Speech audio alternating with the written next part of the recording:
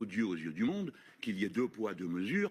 Un poids pour l'Ukraine en disant un hôpital bombardé, c'est un crime contre l'humanité, et le silence lorsqu'il s'agit de Gaza. Mais revenons à ce que vous disiez. Comme la situation s'est dégradée, pardon Monsieur Germain, mais c'est le moment ou jamais peut-être de remettre sur la table des discussions et des outils de paix, pas des outils de guerre. C'est pas faire le jeu de Vladimir Poutine. Ah bah écoutez, si vous considérez que faire arrêter la guerre, c'est faire le jeu de Vladimir Poutine, où va-t-on? Est-ce que ne pas bombarder, ne pas intervenir, ce n'est pas faire le jeu de Vladimir Poutine? Le rapport de force, il faut le reconnaître, le rapport de force bénéficie à Vladimir Poutine et à la Russie. Non, vous avez expliqué le contraire sur toutes les chaînes de télé, que la défaite était inéluctable pour la Russie, que l'Ukraine allait gagner, etc.